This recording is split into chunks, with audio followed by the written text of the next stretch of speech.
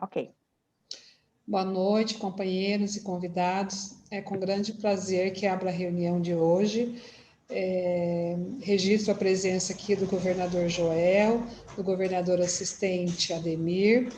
E, em primeiro momento, eu gostaria de passar a palavra para o governador, para depois eu apresentar o nosso palestrante de hoje e darmos prosseguimento.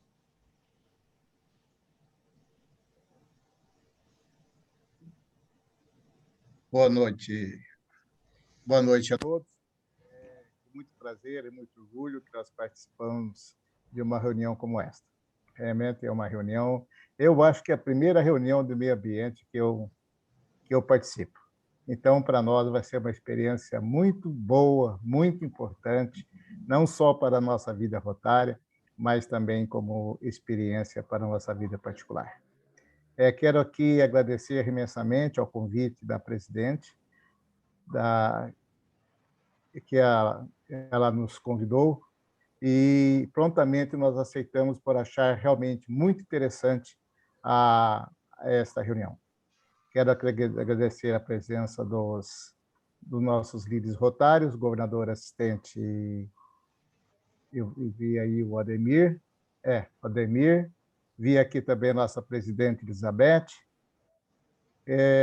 muito obrigado pela presença, agora o Birílio, e realmente estamos aqui para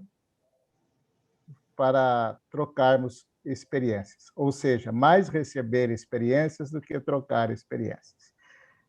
Quero parabenizar aqui o comprometimento do nosso palestrante, o Moacir, pelo tudo que ele tem feito, não só pelo Instituto do Meio Ambiente, como pelo seu comprometimento com o Rotary. Na verdade, nós viemos aqui fazer perguntas, viu, Moacir? Então, eu estava aqui esperando a sua palestra para depois eu perguntar alguma coisa. Mas gostaria realmente de fazer alguns comentários sobre o ambiente, que hoje em dia é muito necessário nós valorizarmos a conservação da nossa terra. É tanto que, após de vários anos insistindo no nosso Conselho de Legislação, foi aprovado o apoio ao meio ambiente, que é a 7ª ênfase da Fundação Rotária para os projetos comunitários. Realmente, hoje, onde nós vamos, nós vemos que realmente a Mãe Terra ela está pedindo ajuda, ela está precisando de uma chamada de ação. Vemos aqui que realmente a natureza está sofrendo. Se fala muito do Brasil porque nós temos hoje um dos maiores reservas naturais do mundo, mas a natureza, o mundo inteiro está sofrendo.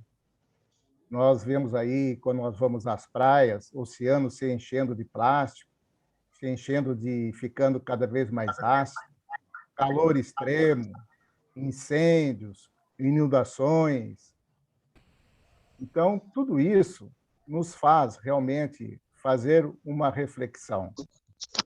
E agora nós estamos enfrentando essa pandemia, que é a Covid-19, uma pandemia mundial de saúde, mas quem não nos garante que nada tem a ver com a depredação da terra?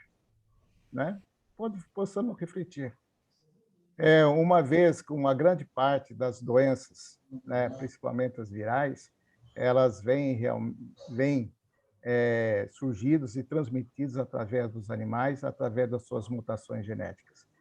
Será que isso realmente não tem nada a ver com a nossa depredação da natureza?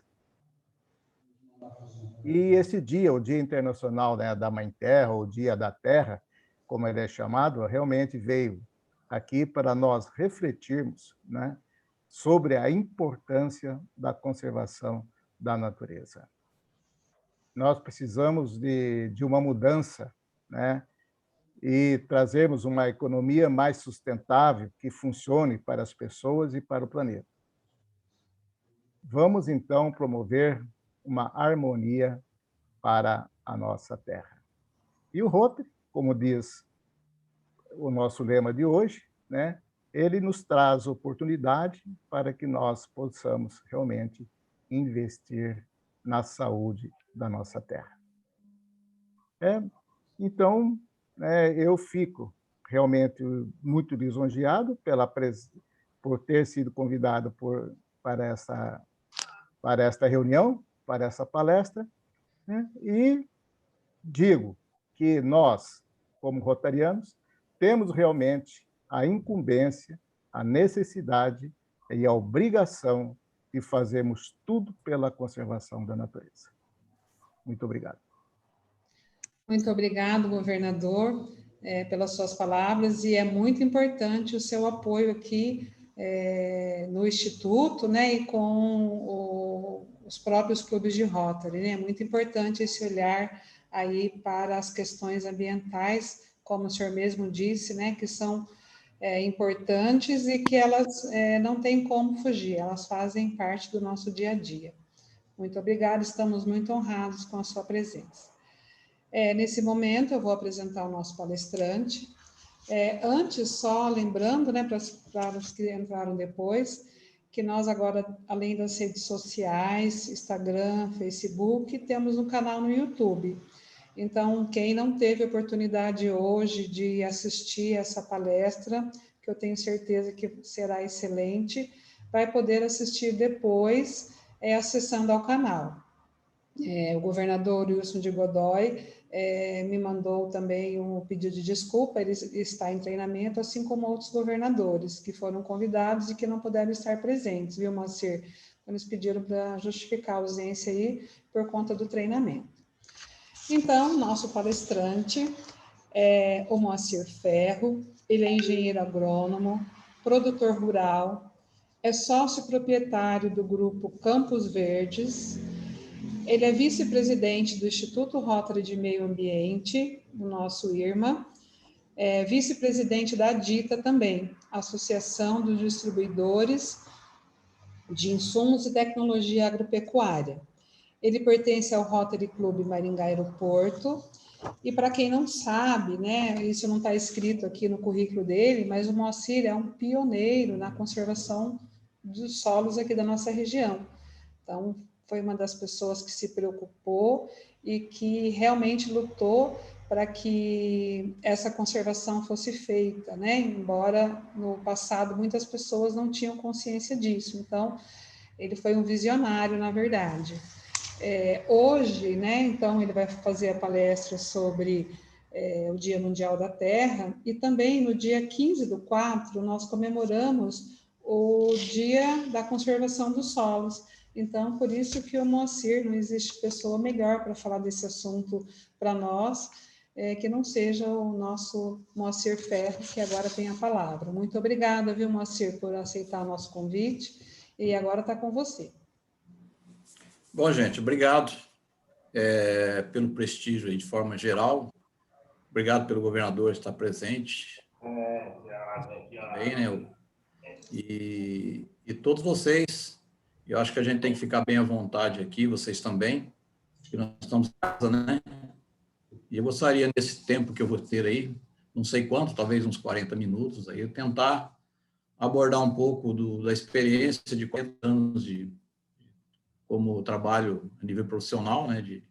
E posso dizer para vocês que, pelo menos, 80% desse período eu sempre tive envolvido com questões de preservacionista. Durante 12 anos eu fui coordenador de uso e conservação dos recursos naturais da Cocamar, quando eu ainda era funcionário da Cocamar, onde eu tive algumas atribuições, algum foco, principalmente no desenvolvimento do plantio direto na região, né? Então acho que a gente conseguiu dar uma contribuição muito boa nesse sentido, que foi uma prática que revolucionou toda a questão preservacionista, né?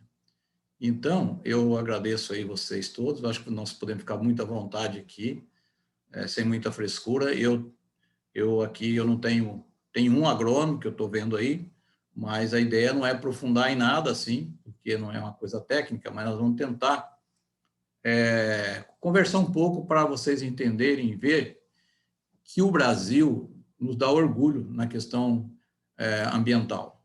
Tem as questões que tem que ser trabalhada, né? A gente só vê coisas ruins o dia todo na televisão.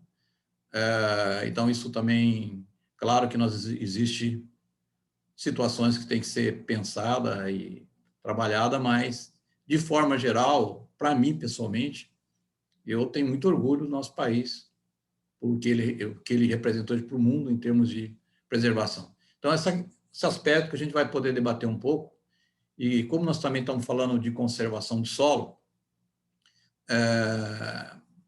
comemorando o Dia Mundial de Conservação do Solo, a gente enxerga o planeta como um todo, dentro do planeta, a questão ambiental, não tem jeito de desvincular o solo. Então, o solo faz parte essa questão ambiental, né? Mas também não dá para desvincular a água, porque conservação do solo e água, ela não tem jeito de ficar fora, né? Está amarrada as duas coisas junto, né? Mas o contexto, então, que eu quero tratar é fazer uma discussão geral, depois se dar o entendimento para vocês de como nós podemos, de forma geral, o produtor, que hoje está muito envolvido no sistema produtivo, como é que é o caminhamento para ele trabalhar dentro do sistema sustentável, porque nós precisamos, por que nós temos que proteger o planeta, né? Para as futuras gerações. Então, a base que nós estamos discutindo hoje, que é o solo,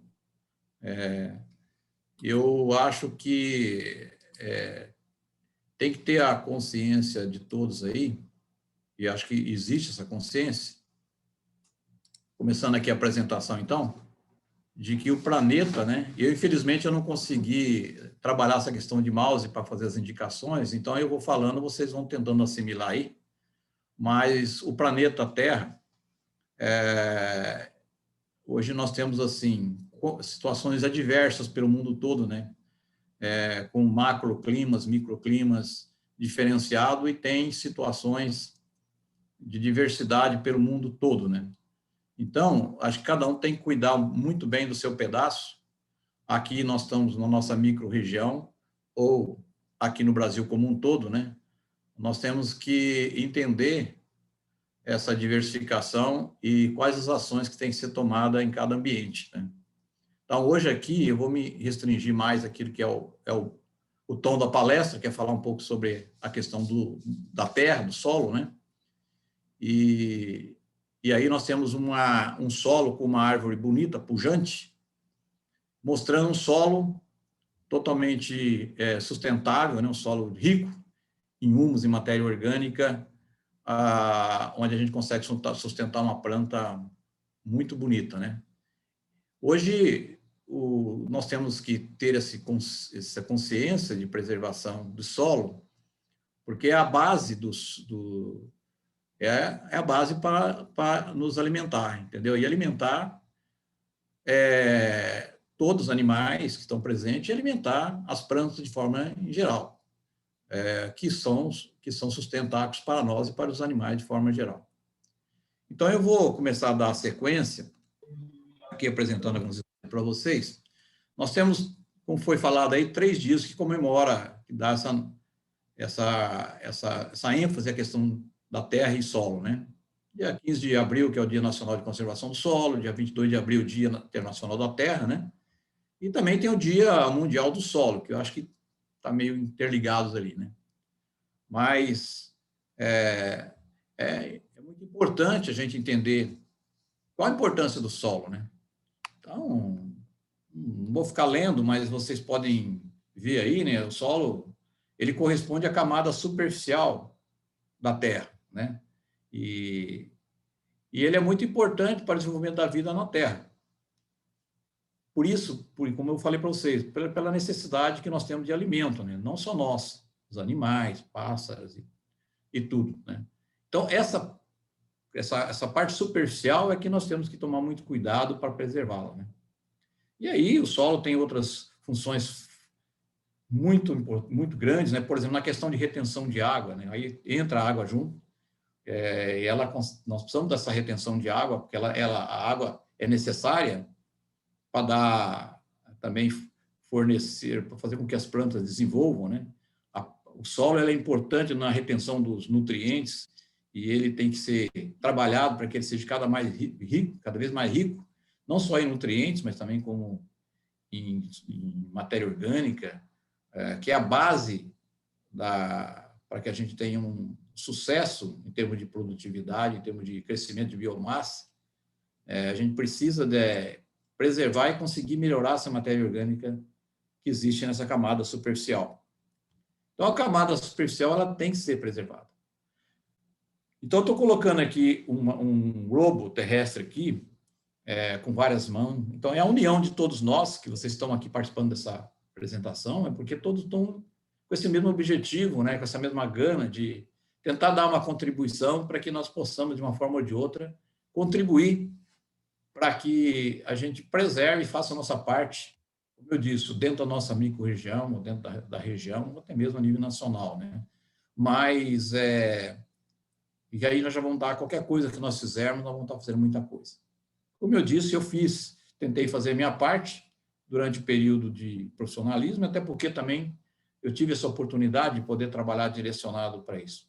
Mas até hoje, como empresa privada, a gente mantém uma estação demonstrativa dentro da nossa empresa, já tem 20 anos, e o foco principal sempre é a questão de mostrar sustentabilidade, mostrar como preservar o solo para que a gente tenha sustentabilidade para as próximas gerações, né? Porque não é só o presente, é o futuro, né?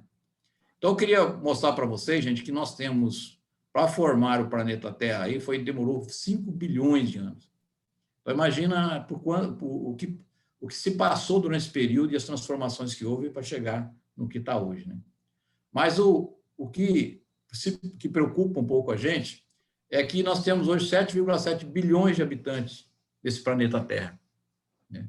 E essa população vai crescer muito, muito rapidamente, né? E só para ver a distribuição de população que existe no planeta Terra aí, 60% da população mundial está na Ásia, né? Temos aí no continente africano, que são 54 países, né? 17% da população mundial. Depois vem o continente americano, onde nós estamos inseridos, com 13% da população mundial. A Europa representa 10%, com 747 milhões de habitantes. E aí a Oceania, que tem um pouco menos, né? Mas, se a gente for analisar, se nós juntarmos a Índia, a China, a Índia, os Estados Unidos, que seria o terceiro mais populoso, depois a Indonésia e depois o Brasil, já corresponderia a quase 50% da população mundial, né? Então, quando se fala em Ásia, lá que tem 60%, só a China e a Índia já faz ali uma população imensa, né? E se nós pegarmos só a China, vocês podem ver que é quase o dobro da população da Europa, né? Então, são alguns dados assim então, essa população, vão ser cada vez mais carentes de necessidade de comida, né? Até pela estabilização por exemplo, na China, que vivia muito na zona rural, hoje está crescendo a população urbana, né, pelo desenvolvimento grande do país, e o pessoal vão ficando com capacidade de compra maior, então a demanda por alimento ainda cresce mais, né? Não só na China, como na Índia. A Índia vai ser muito representativa daqui para frente também, né? Agora, como é que faz para alimentar esse crescente todo? Então, nós temos aí um crescimento substancial. Então, hoje, até 2050, nós vamos ter que vai aumentar em 40% a necessidade e a demanda por alimento. Talvez isso não seja novidade, vocês já viram isso em essas informações todas, mas é uma realidade. Isso aí é um dado fornecido pela FAO, né? Que é a Organização para a Alimentação e Agricultura, que é o órgão das Nações Unidas que está focada em tentar eliminar a fome no mundo, né? Então, é um dado seguro, né? E isso é uma realidade. Agora, como vai alimentar esse povo todo, essa população e essa demanda de alimentos? Então, nós temos, assim, você já tem essa consciência de que o mundo todo tem muito pouca terra para ser explorada, muito pouca terra. E você pega um país africano, lá existe lá uma demanda, até um volume de terra razoável para ser explorado. Mas o que acontece? Não tem água, né? Então, é só um país muito carente de água. Então, quando a gente o mundo inteiro começa a voltar-se para o Brasil, porque onde tem terra, Brasil, onde tem água, Brasil. Então, nós somos muito privilegiados, gente, porque nós temos muita terra e muita água. Aí vocês me perguntam, mas, pô, nós vamos, então, agora devastar o nosso país para poder demandar e alimentar o mundo? Vou dizer para vocês uma coisa, aí que eu quero começar a entrar em algumas situações, assim, para vocês todos, vou só falando, não estou falando aqui para leigos, entendeu? Então, todo mundo já tem essa noção, mas a gente é bom frisar sempre. O Brasil, gente, nós temos hoje, estão vendo esse mapa aí, né? Então, o verde é onde concentra a questão de reservas, de matas, mas o que eu estou mostrando aqui, basicamente, é 25,6% do que tem de reservas florestais. E essa reserva florestal, ela está dentro das propriedades rurais, já que são trabalhadas com produção agrícola hoje, né? Então, o que é essas áreas de preservação? São as matas ciliares que existem dentro das propriedades, são aquelas reservas que existem que o produtor não pode mexer. Aqui também as áreas, inclusive, do Amazonas, onde já estão sendo exploradas a agricultura, que o produtor só pode explorar 20%, o restante ele não pode explorar. O Código Florestal brasileiro é um dos mais rígidos do mundo. Tá? Então, existe questões criminais em todos os aspectos. Se eu derrubar uma árvore dentro da minha propriedade rural se alguém detar, eu vou ter que responder muito, vou ter problemas graves com isso, né? Então, se eu estou abrindo uma área e tem lá árvores atrapalhando, para mim poder conseguir eliminar alguma coisa, eu tenho que chamar o cara do IAP lá, o técnico do IAP, que hoje é IAT, ir lá e ver quais árvores podemos eliminar. Mas, se eu fizer isso indiscriminadamente, e se for árvores, tem árvores que eu não posso derrubar de jeito nenhum, né? Eu não posso. Então, existe a questão ambiental hoje, é muito rigorosa, em outros sentidos também, né? Mas o que eu quero dizer aqui é que dentro desse mapa, então, nós estamos vendo muito verde no Brasil inteiro. É claro que lá na região amazônica, mais, né? Então, gente, 25,6%, eu vou passar o próximo slide, porque ele vai dar uma representatividade muito legal para nós, por efeito de curiosidade. Então, eu não estou conseguindo apontar para vocês, mas esse verde aí são essas áreas que estavam no mapa, né? Então, esses 25,6 representam 214 milhões de hectares. Isso daí são 10 países da Europa, só com essa área que está já preservada dentro das propriedades rurais, né? Mas, no contexto de preservação global, quando envolve as outras áreas de reflorestamento, floresta amazônica e tudo, nós temos uma área preservada no Brasil hoje de 66,3% do território nacional, que corresponde a em torno de 640 milhões de hectares. Tá? E só para vocês terem uma ideia, vocês sabem quanto nós temos de áreas agricultáveis que poderia ser destinado à agricultura? 400 milhões de hectares. Entendeu? Vocês sabem quanto que nós exploramos com a agricultura hoje? Os míseros 60 milhões de hectares. O que o Brasil faz com 60 milhões de hectares hoje? Além de atender toda a nossa população com alimentação, o Brasil hoje já é o maior exportador mundial de soja. Mais recentemente passou os Estados Unidos, então hoje já é o maior exportador mundial de soja. É o maior exportador mundial de café, é o maior exportador mundial de suco de laranja, é o maior exportador mundial de tabaco, é o segundo maior exportador,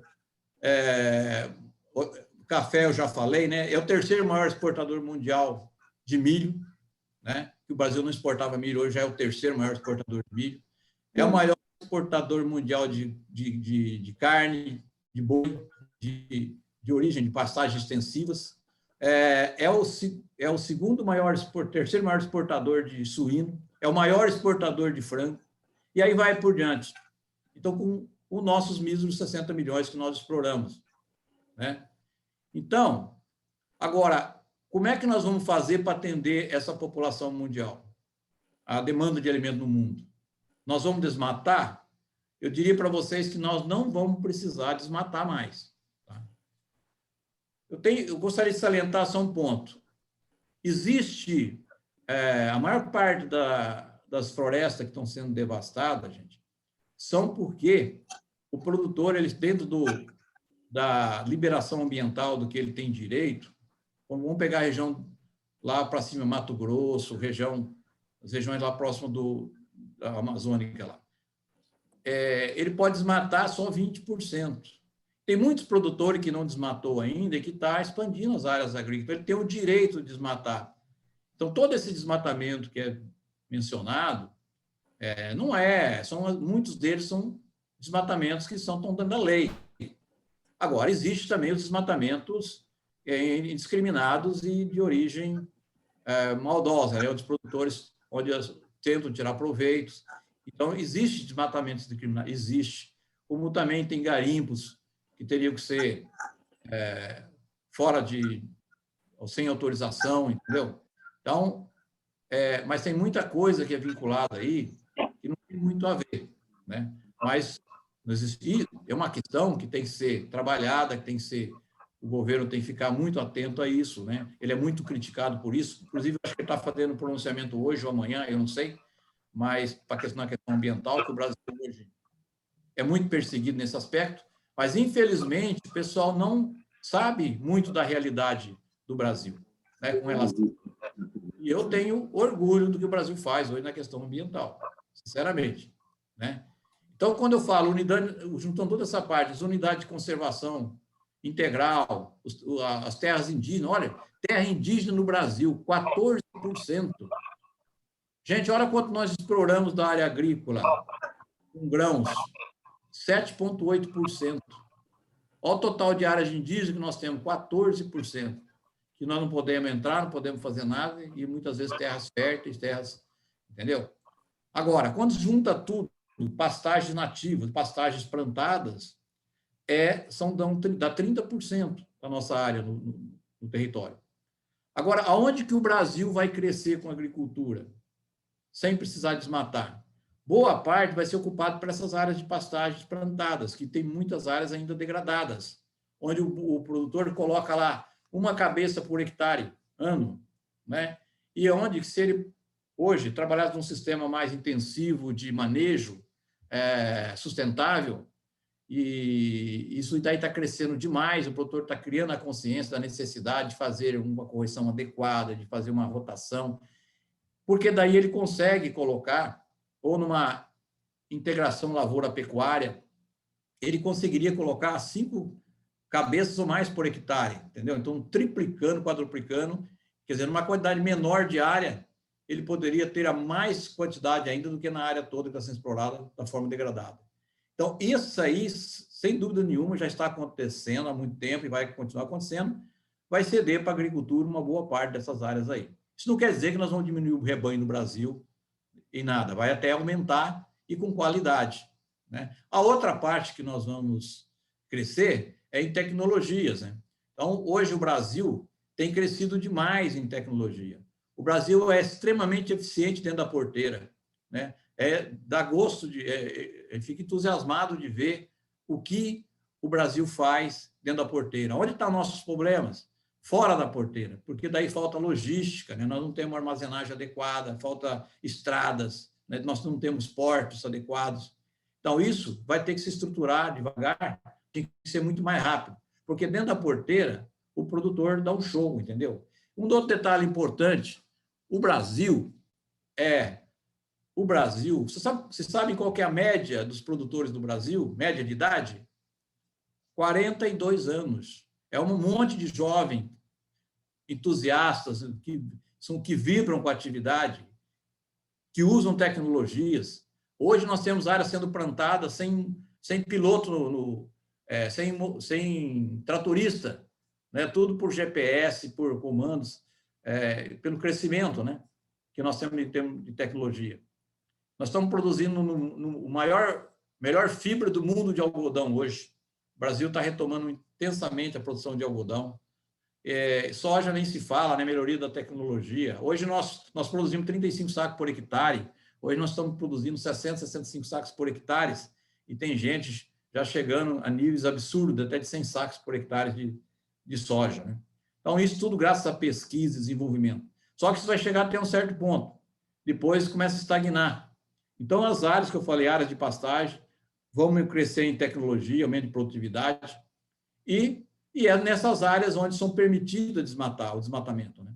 Então, pouca coisa vai precisar, até 2000, esses 40% de crescimento, nós conseguimos atender a população mundial, com certeza, tá? Então, eu queria só dar uma comparada aqui bem rápida, gente, para vocês verem o que acontece nos Estados Unidos. Se vocês já tiveram conhecimento disso aqui, tudo bem, mas é interessante a gente se relembrar.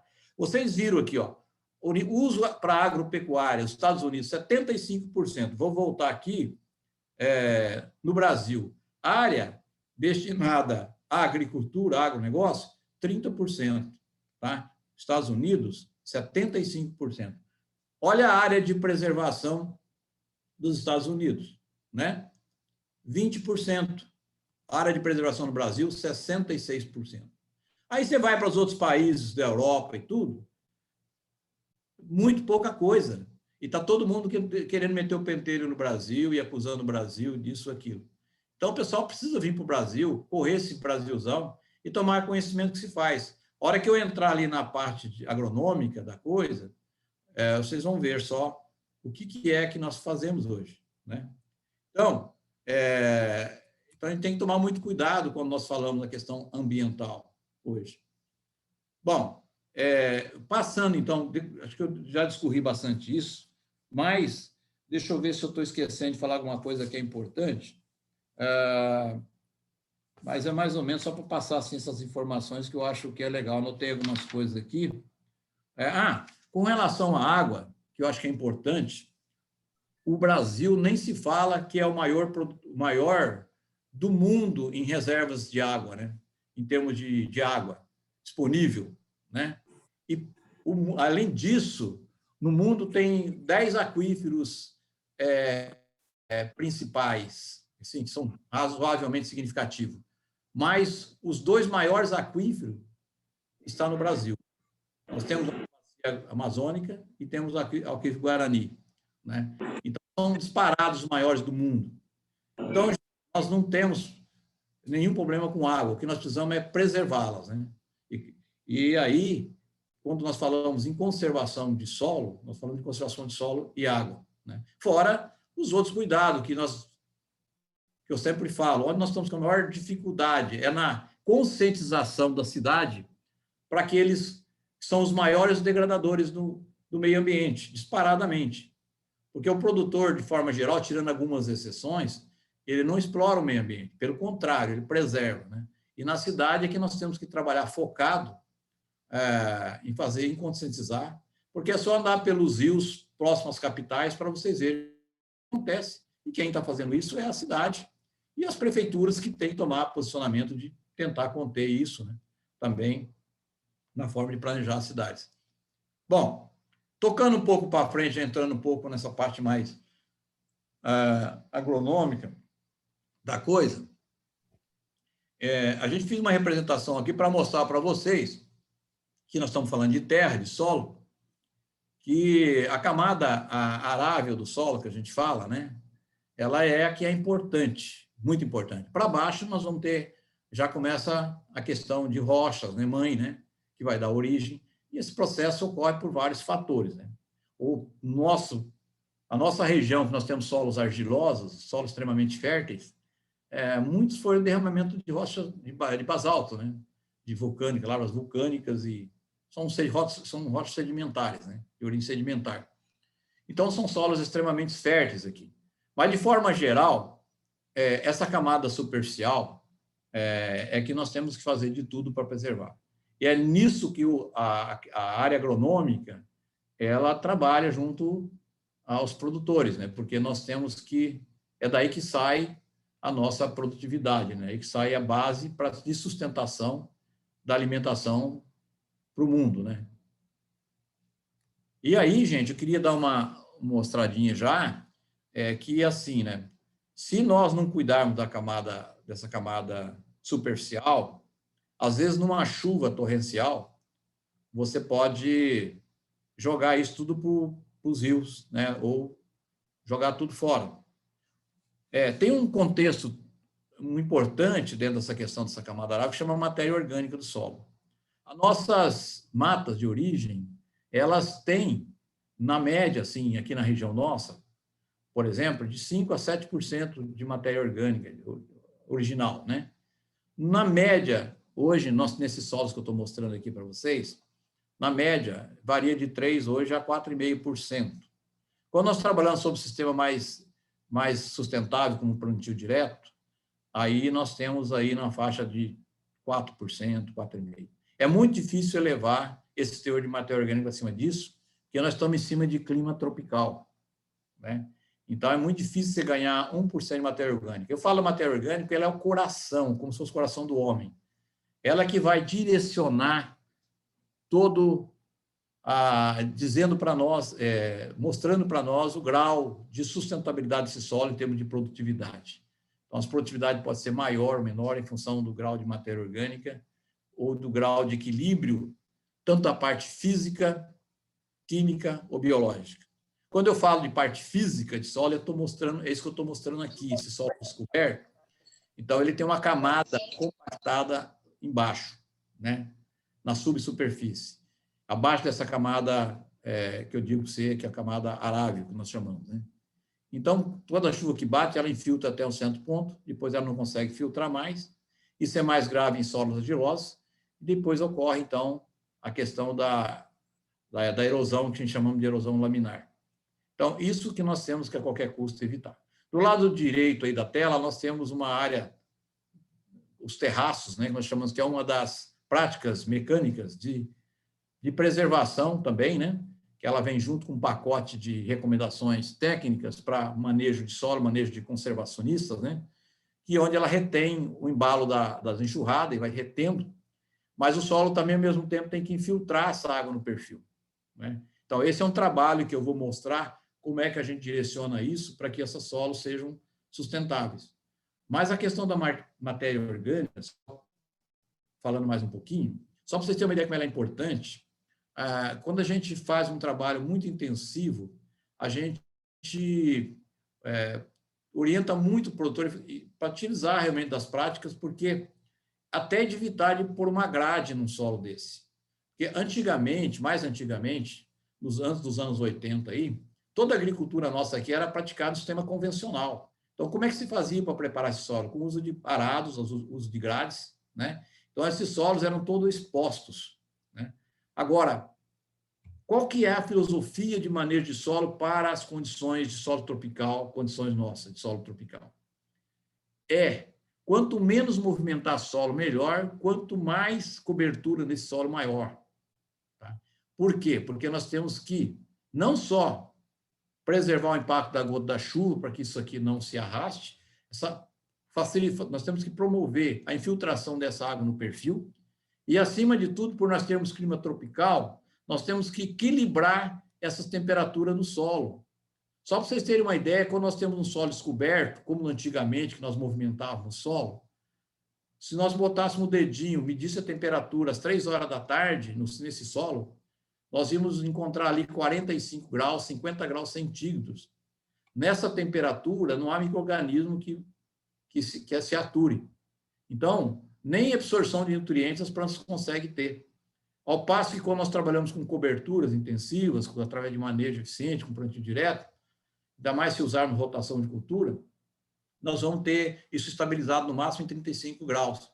Aí toda a vida biológica do solo ela é ativada.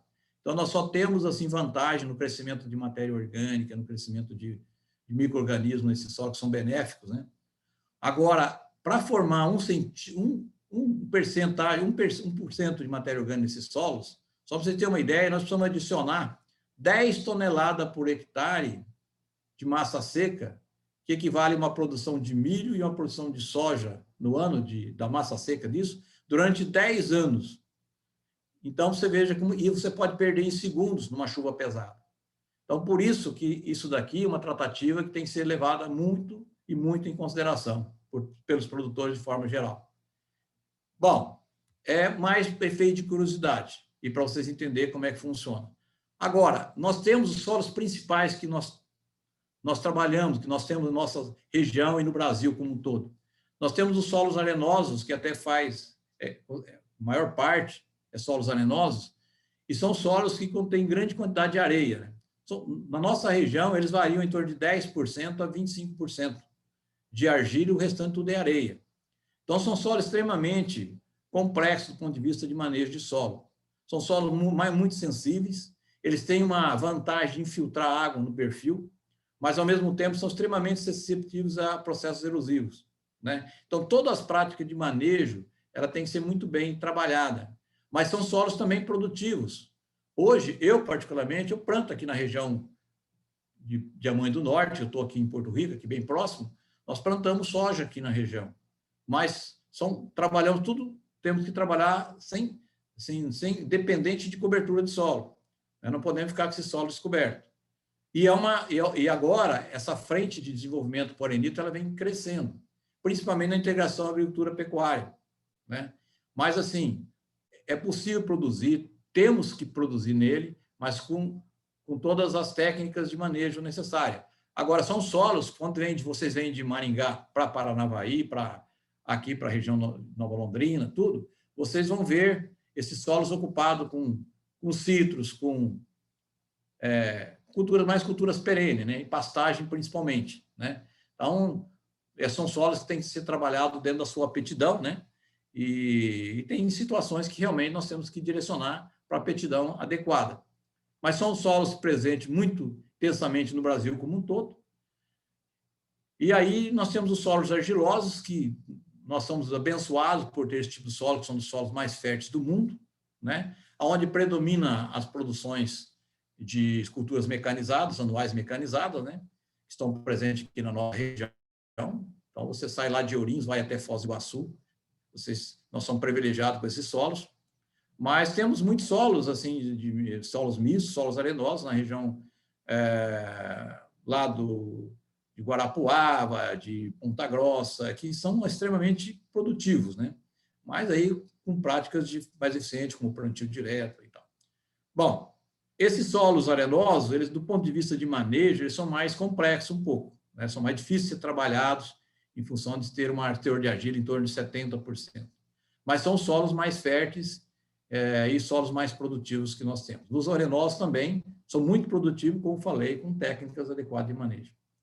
Esse umífero são solos com menos presença, mas são solos altamente férteis, né? Que já são, pelo nome já se diz, né?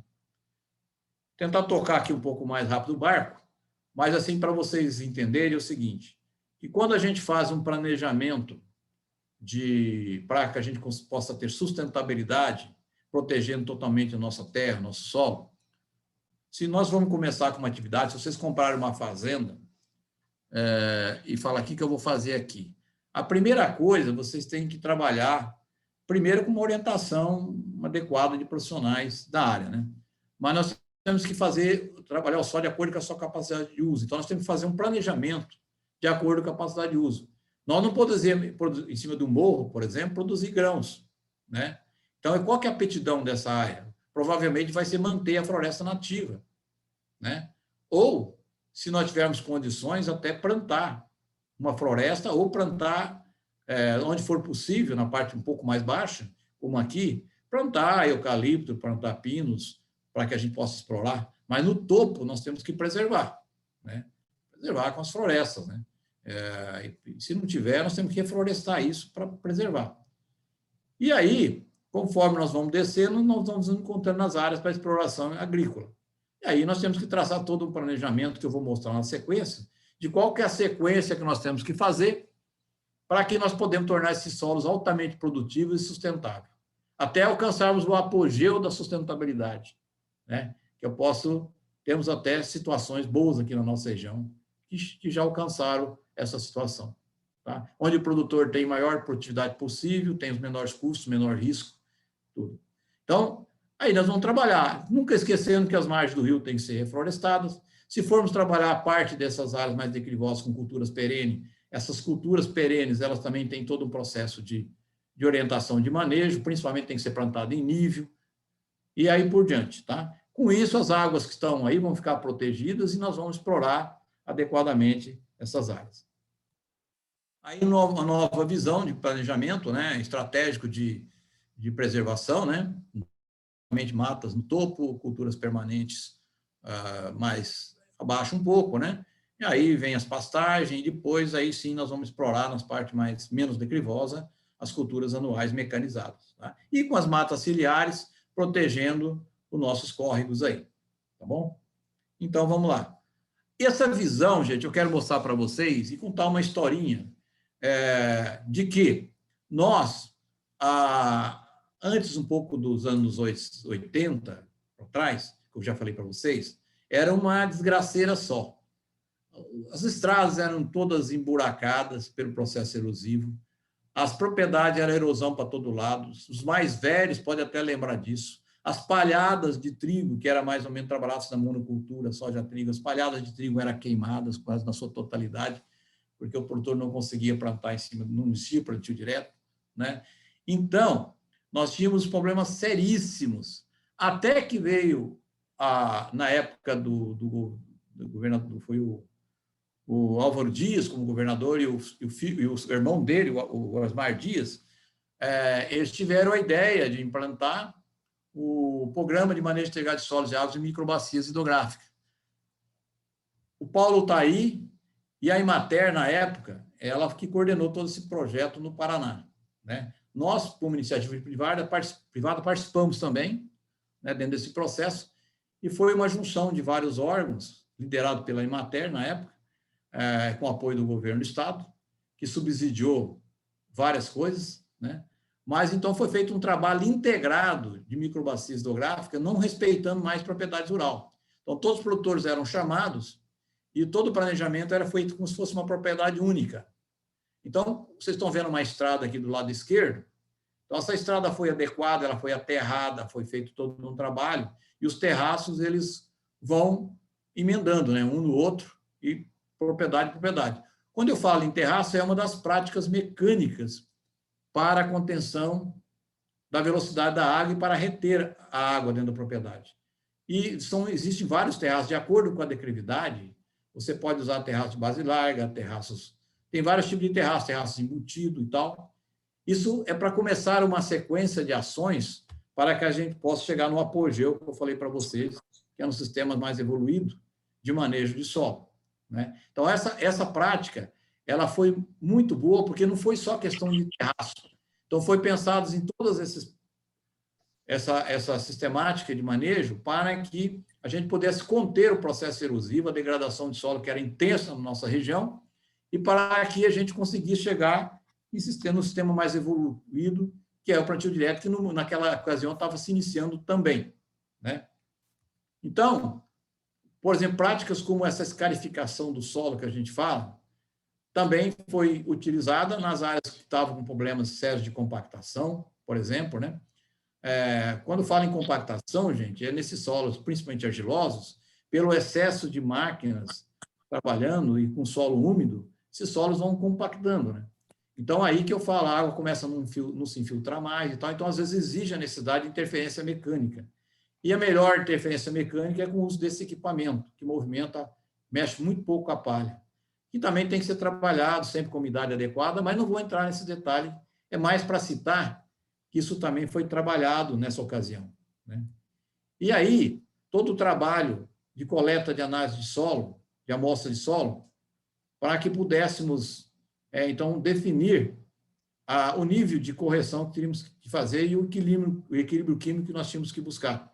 Então, a ferramenta de análise de solo pode ser feita também com trados manuais, mas hoje, basicamente, se usa essa tecnologia aí, com esses equipamentos, que a gente consegue coletar mais amostras de forma mais perfeita, para que nos dê indicação, é que nem vocês estarem fazendo exames no laboratório de sangue, né? para poder ver como é que está a situação geral. Aqui, então, vai ser o nosso termômetro para dar o direcionamento das recomendações, tá? E uma delas é a questão de calagem. Por que calagem? Então, é o calcário que a gente usa para que possamos corrigir a acidez do solo. Os solos com DAC têm um teor de alumínio muito alto. Com teor de alumínio alto, as raízes não se aprofundam, não descem no perfil do solo. As plantas não se desenvolvem. Em períodos de estiagem, elas vão sucumbir mais rapidamente. Então, nós não temos condição de ter produtividade se não fizer essas correções aí. Tem solos que demandam mais, outros menos. Arenito já demanda menos, mas também tem necessidade, porque, além de corrigir a acidez, tem fornecimento de cálcio. Existe na parte química, na agricultura, nós temos alguns macronutrientes fundamentais, como fósforo, potássio, cálcio, enxofre, tá? E tem os micronutrientes que são do mesmo jeito importantes, só que são utilizados em menores quantidades. Esses macros são usados em quantidades maiores. Então, o calcário é uma prática indispensável. Nós, aqui nos solos argilosos, pela retirada excessiva de grãos, 2 vezes por ano, que nós temos esse privilégio de fazer 2, em alguma situação até 3 safras no ano, essa necessidade de reposição ela é intensa. E que a gente faça isso cada 2, 3 anos, né? Bom, e também para que a gente possa definir essa adubação para poder manter um equilíbrio, para que fornecer os nutrientes necessários para a cultura, para a gente poder ter a biomassa o mais elevada possível, que, consequentemente, vai ser transmitida em produção de grãos. Bom, gente, com todas essas práticas sendo trabalhadas, então nós chegamos à possibilidade de conduzir as nossas lavouras em sistema de plantio direto. Hoje, só para vocês terem uma ideia, 90% das áreas no Brasil, nos climas em cima de clima tropical, são conduzidas com plantio direto. Essa foi a grande revolução que aconteceu nesse país em termos de preservação do solo. Então, eu sou um cara que, claro, eu me arrepio quando eu falo de plantio direto, porque aqui na região eu trabalhei muito intensamente na difusão do plantio direto, né, na época. Nós não tínhamos maquinários eficientes, não tínhamos nada. Tudo foi introduzido com o trabalho dos produtores, né, com a orientação dos técnicos, dos profissionais da área. E eu tive essa oportunidade de poder focar meu trabalho em cima da difusão de plantio direto na região, né? Então, nós testamos máquinas agrícolas, trabalhamos junto com as multinacionais, empresas, produtoras de defensivos, que nem produtos adequados para controlar as ervas a gente tinha. Porque o que é o plantio direto, gente? É plantar em cima de palhada, sem movimentar o solo, né? Então, não temos máquinas específicas, que elas têm disco de corte, que consegue cortar palha, e nós temos os outros conjuntos, como o facão, que coloca o adubo embaixo, né, da cultura. Então, isso tudo é feito sem movimentar solo. Então, vocês estão vendo aí, inclusive, só para citar, essas são áreas da nossa propriedade, né? Então, são áreas assim conduzidas dentro do sistema que dificilmente vai ter problemas erosivos, né? Você vai ter degradação. Pelo contrário, nós, com o tempo, vamos acumulando mais matéria orgânica nesses solos, nós vamos criando uma condição de fertilidade maior, temos mais infiltração nesses solos, a gente consegue ter um equilíbrio químico melhor e melhora os níveis nutricionais que vão se acumulando, né, de forma melhor. A gente consegue diminuir a infestação de ervas daninhas e, consequentemente, diminuir o uso de defensivos agrícolas nessas áreas. Então, vai somando-se uma série de fatores, além de equilibrar a temperatura e tal, né? E aí, a gente tem que agradecer muito esse senhor aí, que é o nosso amigo Herbert Barthes, que ele foi o pioneiro introdutor do plantio direto no Brasil. Morreu a questão de, sei lá, acho que um mês atrás aí, né? Então, quantas vezes a gente teve a oportunidade de estar junto, né? E ele foi um baluarte nisso aí. Foi na sequência, veio lá o pessoal de Ponta Grossa, o Nuno Pereira, que já também faleceu, e nós temos lá ainda o Frank Dixon, que são os produtores pioneiros, né, no desenvolvimento dessa prática, né? Então, são pessoal que trabalhou muito para que essa prática pudesse vir a acontecer. Tá? Nós temos uma empresa aqui em Maringá chamada Plant Center, que hoje ela fornece plantadeiras para o Brasil todo. É um monstro de uma empresa que ela conseguiu adaptar as máquinas aqui para a região, né? E ela foi criada aqui, ela está aqui de Maringá, mas, na verdade, hoje ela está ali em Marialva, né, na beira da rodovia, né? Chama Plant Center. Nós tivemos oportunidade, na época, de ajudar a testar essas máquinas, desenvolver. Né? Até hoje, nós somos representantes dela em nossa empresa. Né? Mas, assim, foi um trabalho muito intenso, muito árduo, que conseguimos aqui revolucionar na região, né, com todo o envolvimento profissional de pesquisadores e, como já falei, dos produtores e tudo, e que foram evoluindo, né, então fazendo com que hoje praticamente 90% das áreas do Brasil todo é conduzida nesse sistema. Aqui já é só a unidade de demonstração que nós temos na nossa empresa, que nós temos mais de 20 anos, e aí a gente conduz isso num sistema que a gente chama o sistema mais completo que tem, que é de um planejamento de rotação, tendo um planejamento de rotação, onde a gente vai buscar o apogeu que eu falei para vocês. Então, o produtor, de forma geral, são poucos produtores que fazem um trabalho de planejamento com rotação de culturas, porque envolve uma série de fatores, né? Então, às vezes, normalmente o produtor tem um pouco de imediatismo, e aí é um pouco mais difícil de fazer a prática como... E aí eu estou dando um exemplo de como seria o apogeu da sustentabilidade, né? Então, às vezes, chegando ao ponto de nós colocarmos um mix de culturas, aqui, na verdade, você só vê o nabo forrageiro, que é uma adubação verde, né? Que tem um sistema radicular bastante profundo, mas aqui junto nós temos a cultura da aveia, que tem um sistema fasciculado, temos ervilhaca, ervilhaca temos a crotalária, que ajuda até a combater nematóides, que é uma praga que está crescente na nossa região hoje, uma praga crescente, que vai trazer muita dor de cabeça para todos. Então, é um mix que vai favorecer uma série de coisas, né? Inclusive, com esse mix de sistemas radiculares, ajudar a agregar melhor o solo e melhorar a infiltração e melhorar a cobertura, nível de cobertura.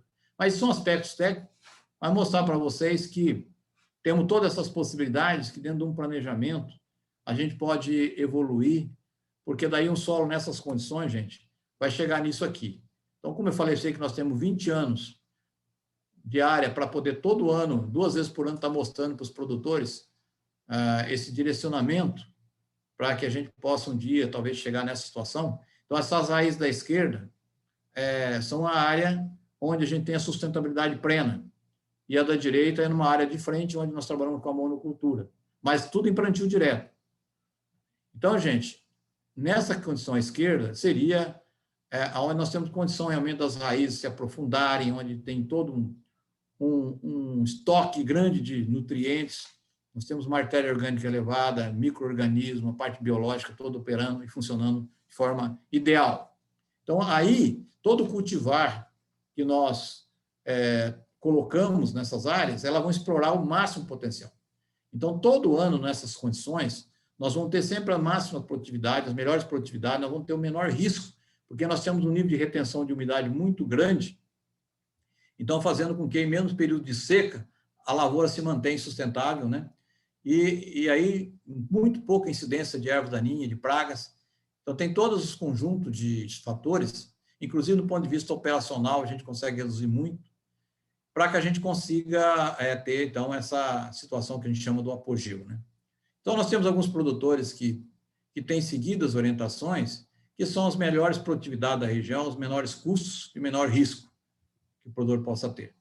Então, é mais ou menos essa linha que a gente sonha, né, em buscar. Mas, de qualquer forma, como eu disse, o Brasil todo já conduz as suas áreas, né, de forma sustentável, com raríssimas exceções, temos problemas de degradação, existem sim, é só andar pelas estradas, mas o produtor que não evoluir para sistemas mais sustentáveis, ele não vai ficar na atividade. Então, ele sabe disso, porque os custos são muito altos, né? Então, nós não podemos, uma safra perdida, o produtor demora 3, 4, 5 anos para recuperar. Então, gente, um outro fator importante nesse contexto todo que eu falei é a proteção das margens dos rios. Toda a nossa região, vocês podem andar de cabo a rabo, que elas são protegidas com matas ciliares, tá? Que era exigido em torno de 30 metros nas margens para rios pequenos, né? Para rios grandes, como esse aqui, mas áreas maiores, né, de proteção ambiental, de margens ciliares, né? Então, hoje, aqui naquele contexto que eu falei para vocês de 26,6% de área preservada, essas matas ciliares fazem parte desse conjunto também, né? Então, nossa região ela é contemplada com essas matas ciliares em praticamente toda a região, né? No Brasil, quase como um todo, né? e vai pedir para o produtor tirar 1 metro dessa floresta. Ele não tira mesmo, ele defende isso aí de unhas e dentes. Tá? Aí, gente, tem outro processo que ocorre hoje dentro da zona rural, que é a parte de recolhimento de embalagens, né? Então, isso aqui também é um orgulho para nós, para todo o Brasil. O Brasil hoje é modelo para o mundo todo. Tudo isso aqui começou aqui em Maringá, com a Dita, né, que hoje é uma empresa cidadã, que recebeu o prêmio no último seminário.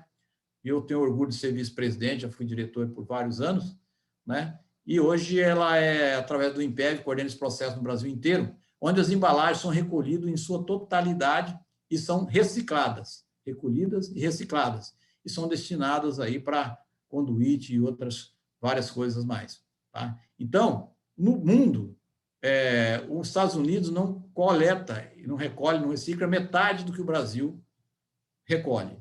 E se juntar a Europa toda, não recolhe o que o Brasil recolhe. Então, o Brasil hoje, nesse aspecto, é modelo para o mundo todo, né? E nós temos orgulho de estar presente e ter isso aqui no nosso país, né? E na nossa região, então, tem toda uma programação. Vocês estão vendo o caminhão que faz os recolhimentos, que é definido os locais, né?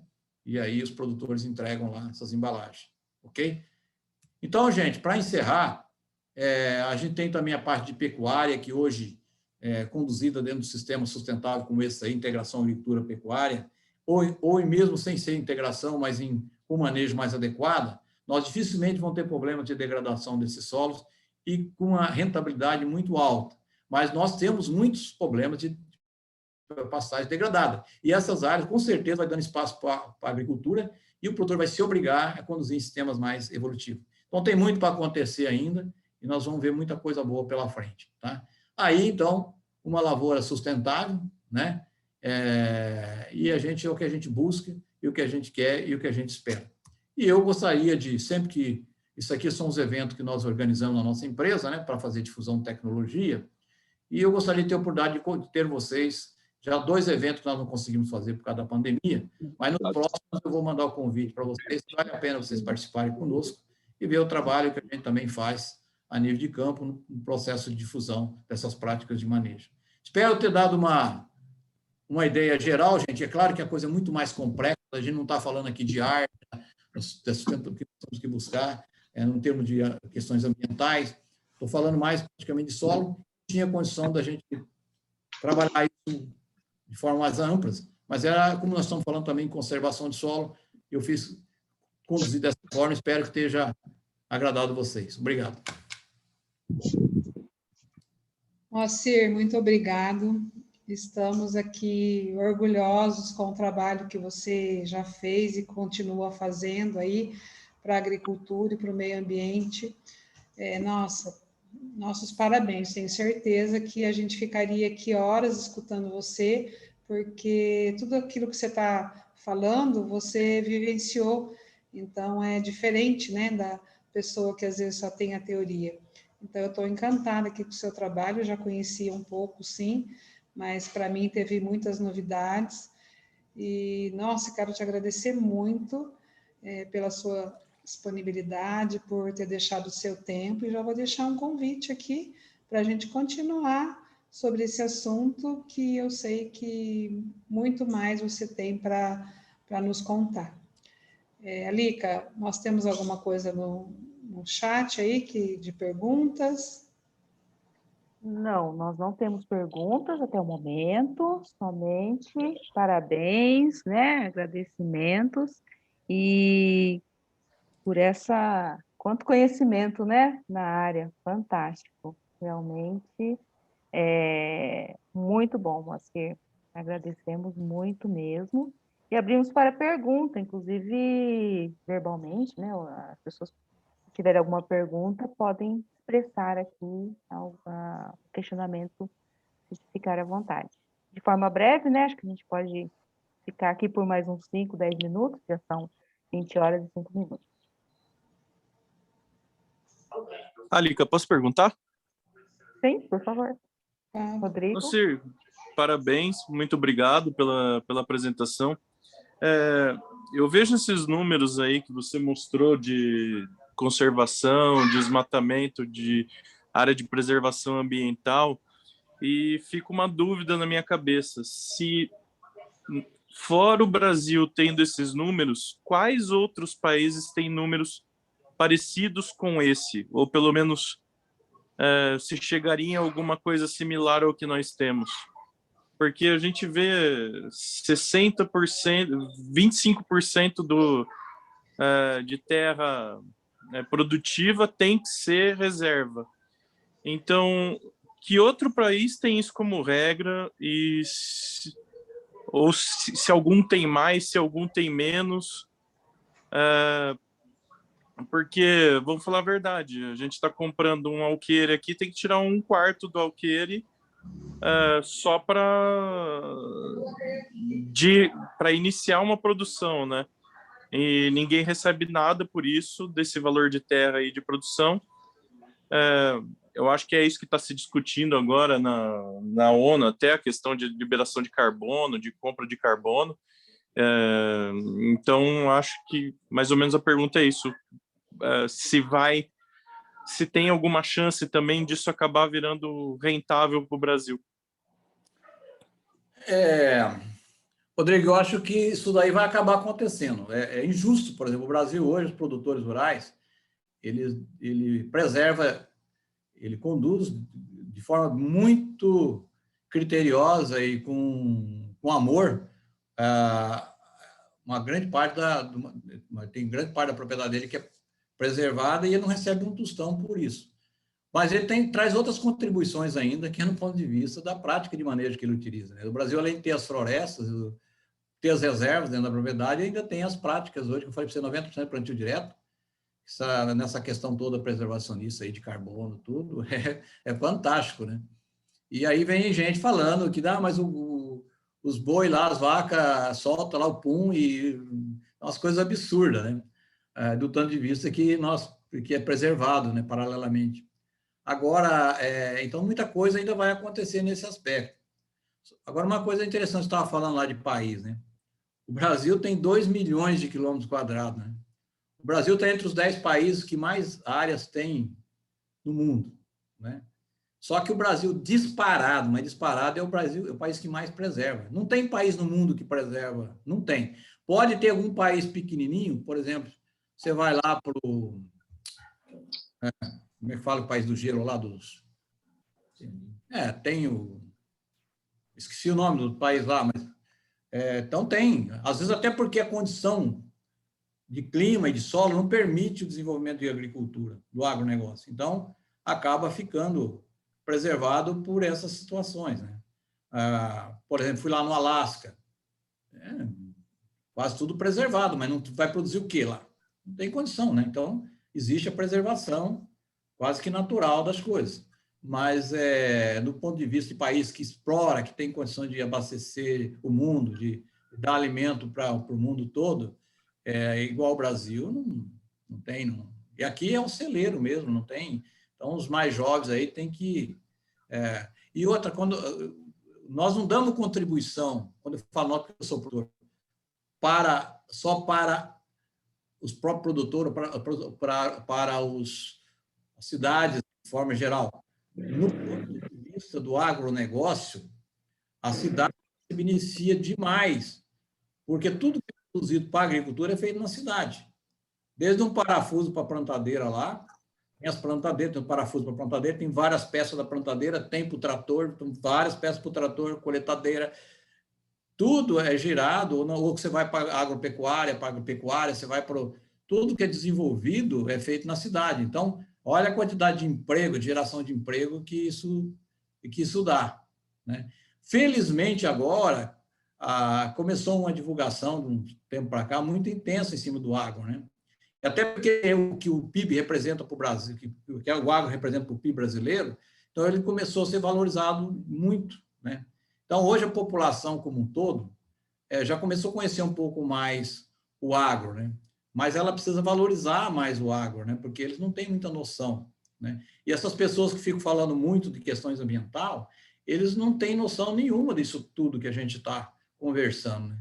Então, quando um artista fala umas besteiras lá, precisa conhecer um pouco mais em profundidade para poder sair falando o que falam, né? Mas, enfim, é isso aí.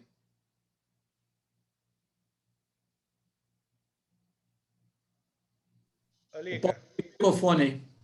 Alica. Ô, Moacir. Birilho, tudo bem? Privilégio tê-lo escutado. Eu gostaria de fazer uma pergunta. Está me escutando? Sim, pode falar. Ah, sim.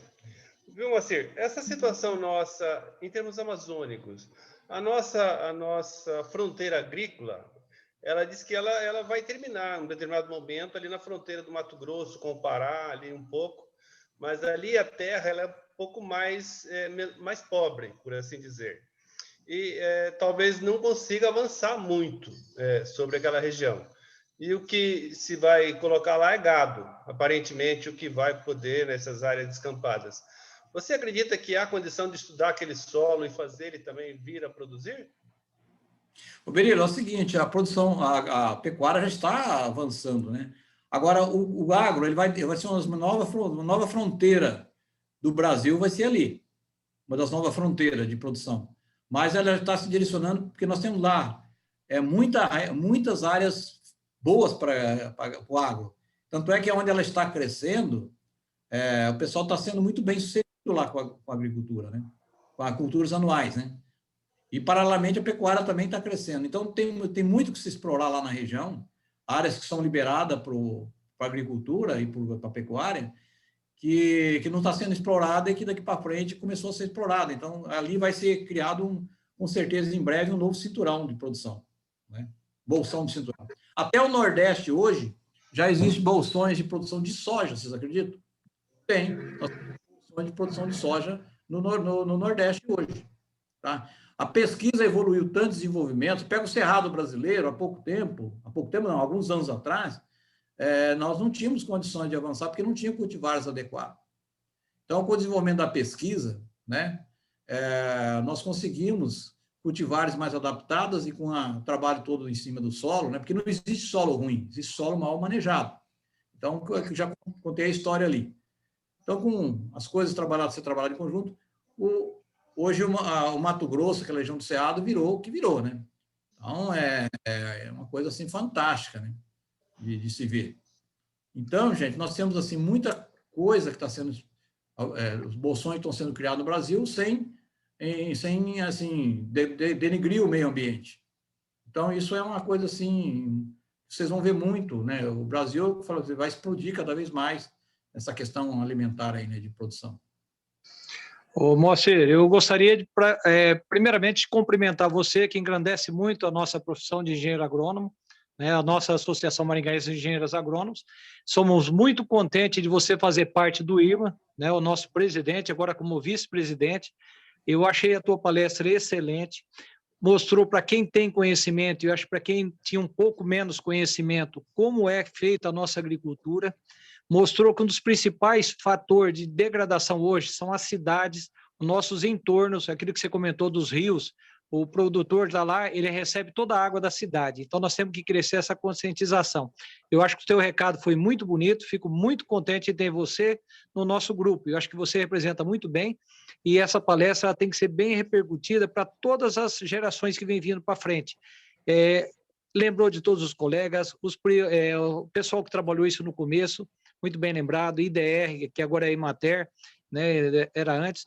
Então, parabéns para você, parabéns para todos que assistiram, que nós tivemos uma grande aula sobre a conservação de solo, e lembrando de todos os componentes que nela existiu. Foi uma aula muito bacana e fiquei muito contente em poder assisti-la. Valeu, Moacir, um grande abraço mesmo. Obrigado, meu amigo Paulo. Você também é um baluarte aí nos trabalhos do dia a dia no campo. A gente sabe o trabalho que você tem feito aí frente à Emater, e sempre também pensando na parte preservacionista e trabalho diverso de apoio aos produtores rurais, de forma geral.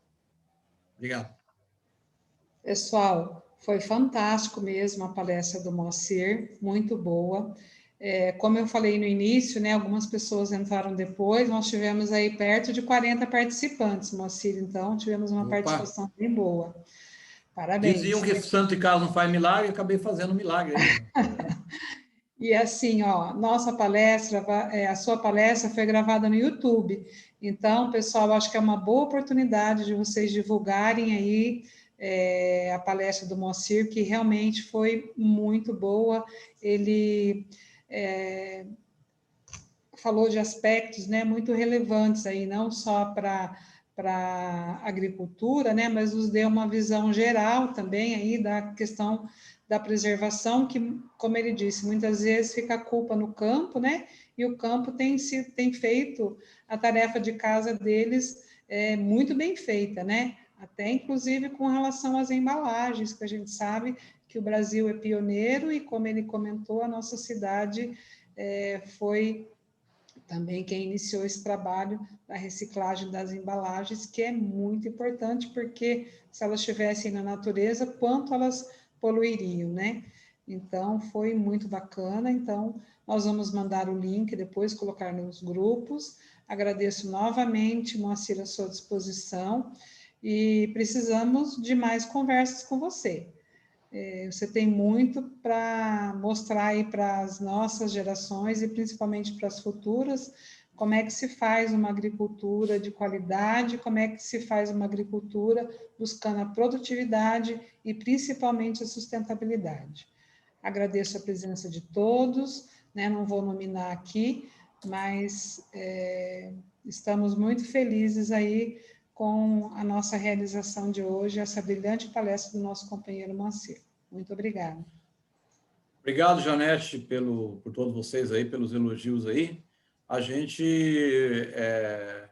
estamos aí à disposição para mostrar um pouquinho da experiência que a gente teve durante todo esse período, e a hora que precisarem, podem contar comigo, e agradeço a todos vocês. E eu gostaria até de ficar como sugestão, acho que já está dentro da agenda, né, Janete, de que nessas datas específicas a gente sempre trazer um palestrante, né, para poder, como hoje, assim, né, falar, e a gente tem também algumas indicações boas para poder sempre preencher esses espaços aí com essas palestras, que eu acho que enriquece bastante o nosso IRMA, e damos também a oportunidade para todos os rotarianos poder participar, né?